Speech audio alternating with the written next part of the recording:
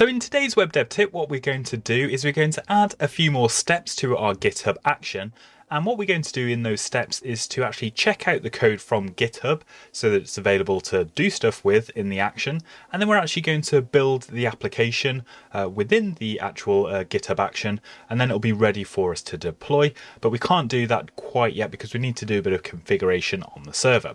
So let's get set up in the GitHub action by actually building the project. And there are essentially three steps that we need to do here. We need to check out the code so that we have it available in the local workspace, the file space for the GitHub action. And then we need to install the node dependencies, so basically generate the node modules folder. And then from there we can actually run the nx build command to build the project, and we'll then by that point have the built files ready to go. So let's get started with the first step. I'm just going to replace what we had here from yesterday because that doesn't really do much for us. So in order to check out a code, we're going to use something that's provided by GitHub and GitHub Actions to do this automatically for us. So there are certain actions that you can use within your own GitHub Actions that will do certain things, such as checking out your code. So if we say here in our YAML file, we have another step here that says users, and then from this actions repository, you don't need to reference it any other way than just saying actions. We can say checkout and then give it a version, so at version 2. And what this will do when this step runs is it will basically check out the code from GitHub, and then it will be available within our workflow here so that we can do other things with it.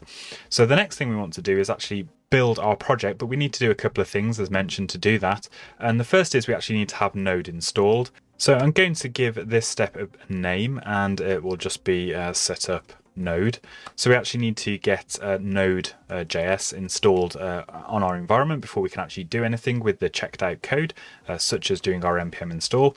So we're going to use another one of these pre-built actions. So we've got another one here which is called setup node.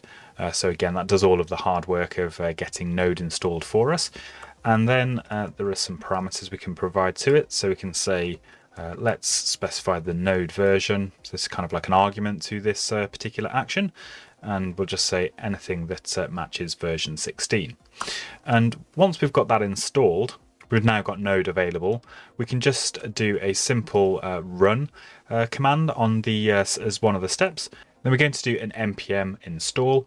Notice I'm using the CI version of npm install, which will actually just install the node modules that are listed in the package lock JSON file. And that will just ensure a bit of consistency from when we're building here and also on our local machine. Okay, so let's just save that, and I'm just going to add that to the repository, and we'll say it's new feature to the GitHub action. Installs node modules, let's say. And if we just hit enter, we've made a new commit. And if you remember from yesterday, if we just push that commit up to the repository, we go and have a look at the GitHub actions here and just refresh the page. Oh, it's just come there already. You can see there we've got, that's the commit that we just made, and it's now building. And if we have a look at this action running as it goes now, you should see a bit of difference from yesterday.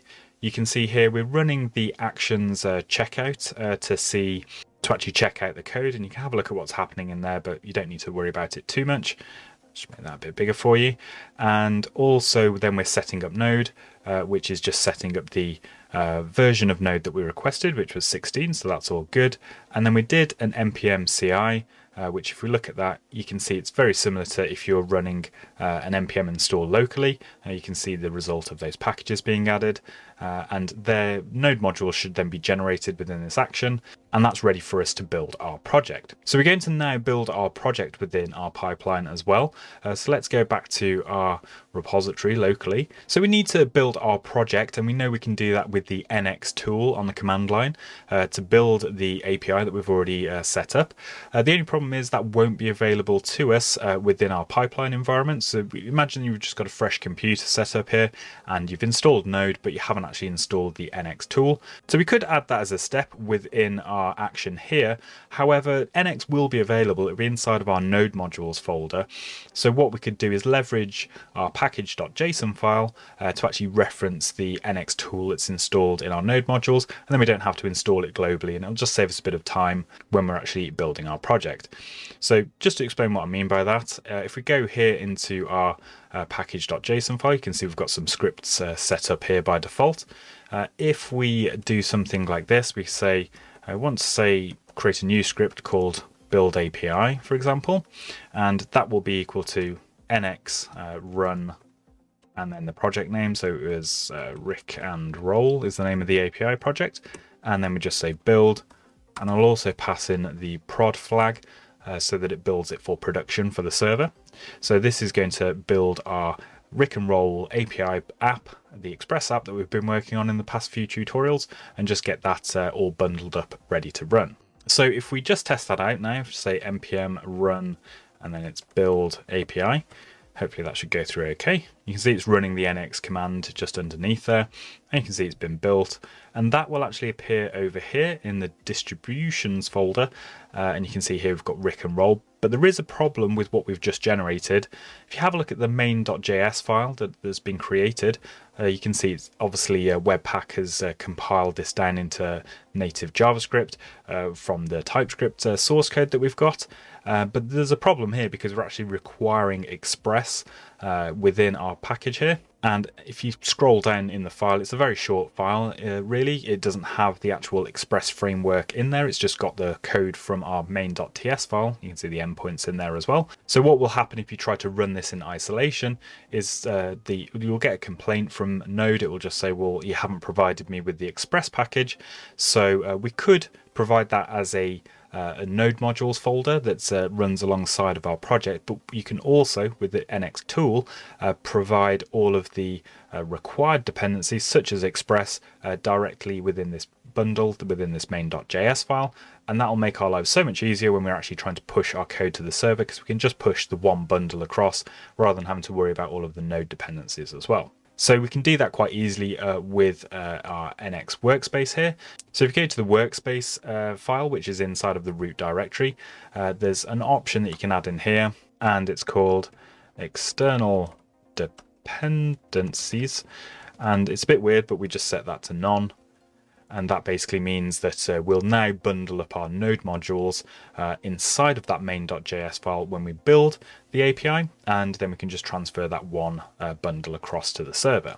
So if I run npm run build API again, let's let it run through. It looks like it's been successful. So we go over to the distribution file again, and now if you have a look at the main.js file, you'll notice it's a lot bigger. There's quite a lot of content in there, and that's because we're now including the Express framework inside of there and any other dependencies that our project needs. So we've just got this one file, everything's in there, and we can transfer that as a production ready bit of code to our server. So the reason we set up the script in the package.json file is because now in our GitHub action, we can just run this directly within the action as a step, and that will build a project ready for us to deploy. So let's go back to our GitHub action over here, and I'm going to add a new step. I'll give this one a name just so we know what it is, and we'll say build Express app. And what that is going to do is just run that npm script that we just created. So npm run build API. So if we save that now and just commit it and push it up to GitHub so that the action will run. So in our GitHub action, it builds the API. And if we just push that up, and that's gone up now. So let's go ahead over to the GitHub Actions page and just open up the actions that we're just running. So hopefully we won't get any errors and this will all go through. It looks like the YAML is good, and you can see the build is starting. Now, it can be queued sometimes, so you might have to wait a few minutes just while some available resources become available with GitHub so that it'll run your workflow. And now you can see after the npm CI step has completed, we're now building the Express app, and that looks like that's finished. So let's have a look. So you can see here we've got the Rick and Roll project being built with NX, and ultimately there'll be a distribution file within that GitHub workflow, and it will get that code ready for us to deploy in the next steps. There is a few warnings here because there's some node modules missing, so we might need to install those when we come to deploy, but we'll take a look at that another time. But there you go, we've fleshed out our GitHub action now, so it is actually installing our code, it's installing the node modules for it, and then actually building the project. We're in a position now where we can actually transfer that to our Droplet, our DigitalOcean server that we set up. But there are a few configuration things that we need to do on the server first. So in the next few tutorials, we're going to be getting our server ready to accept our code, and then we'll come back to our action and actually set up the deploy step to deploy the code to the server. But that's it for this tutorial. Make sure you stay tuned for more web dev tips.